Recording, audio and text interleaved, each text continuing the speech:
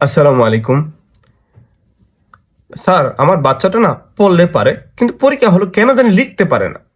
এই যে একটা কথা গার্ডিয়ানের মুখে মুখে উচ্চারিত হয়, আসলে এই কথার অনেকটা মানে ধরন রয়েছে। এখন আমি আপনাদেরকে বলি যে একটা বাচ্চা তখনই পড়তে চায় বা পড়তে পারবে যখন ওই বাচ্চাটা ওই পড়াগুলো ফিল করবে, ওই পড়াগুলো তার মাঝখানে মজায় মজায় পড়বে, ওই পড়াগুলো তার মাঝখানে টুরিস্ট হিসাবে থাকবে, তখন সেই বাচ্চাটা পড়তে পারবে। এখন আমরা অনেক শিক্ষক আছি যে বাচ্চা আসতেছে, বাচ্চা হোম টিউটর হোক, বাচ্চা কোচিং হোক, বাচ্চা স্কুল হোক, সে আসতেছে, আমরা তাকে পড়াগুলো মুখস্থ করে দিচ্ছি যে এইটাই বাবু পড়ো, এইটাই বাবু পড়ো, পরীক্ষার জন্য পড়ে দিচ্ছি যে এটা পরীক্ষা আসবে, এটাই পড়ো। যখন একটা বাচ্চা যখন পরীক্ষার জন্য পড়া পড়তেছে, তখন ওই বাচ্চাটা যখন ওই অঙ্কটা বা ওই গ্রামারটা যখন পরীক্ষা আসতেছে, তখন একটু নিয়ম চেঞ্জ হলেই বা একটু ভিন্ন হলেই ওই বাচ্চাটা লিখতে পারতেছে না। আমাদের মাঝখানে সৃজনশীল চিন্তা ভাবনাটাই হচ্ছে না।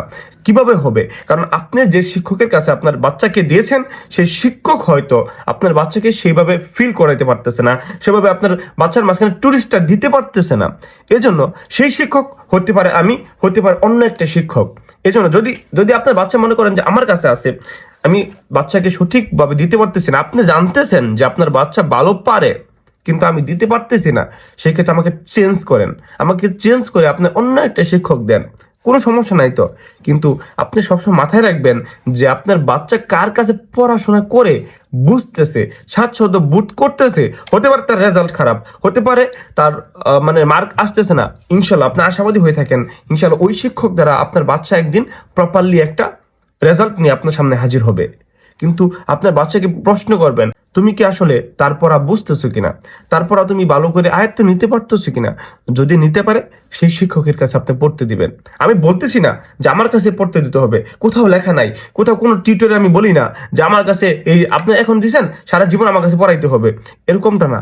আপনি যে আপনার বাচ্চা, আপনি সিদ্ধান্ত নেবেন যে কার কাছে পড়াবেন।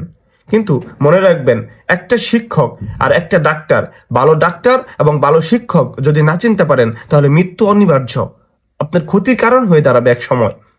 তো আপনারা ভালো শিক্ষক এবং ভালো প্রতিষ্ঠান, ভালো কোচিং, ভালো টিউটর দিকে একটু লক্ষ্য রাখবেন, পর্যবেক্ষণ করবেন। আপনার সচেতন গার্ডিয়ান হিসাবে আপনার জানা উচিত যে আমার শিক্ষক আমার বাচ্চাটা কোথায় দিচ্ছি, আমার বাচ্চাটা কার কাছে ভালো পড়তেছে, সে বিষয়ে লক্ষ্য রাখবেন।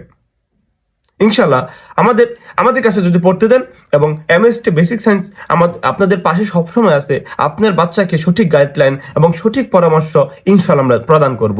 ইনশাল্লাহ যত যত আমার আমার এখানে যত গাদা স্টুডেন্ট, আমি যত ব্যাক বেঞ্চার স্টুডেন্ট আসুক না কেন, আমি চেষ্টা করব ওই ব্যাক বেঞ্চার স্টুডেন্টকে টেনে হিস্ট্রি সামনে নিয়ে আসার জন্য। কারণ ওই যে ব্যাক বেঞ্চারকে আপনার সামনে সারিতে এনে বসাতে পারবেন, সেদিন আপনি মনে করবেন আপনি একজন ভালো শিক্ষক। এর আগে আপনি ভালো শিক্ষক না।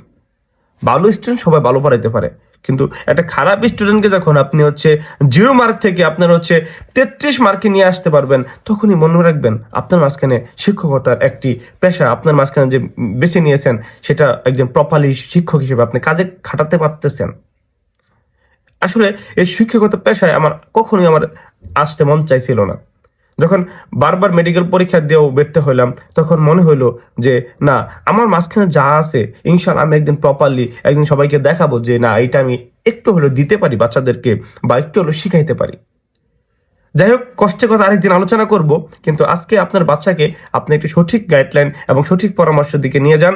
সবার জন্য শুভকামনা এবং সবার জন্য দোয়া, এবং আশাবাদী রইলাম যে আপনাদের সন্তান একদিন আমাদের এই দেশটাকে উজ্জ্বল করবে ইনশাল্লাহ। আসসালামু আলাইকুম।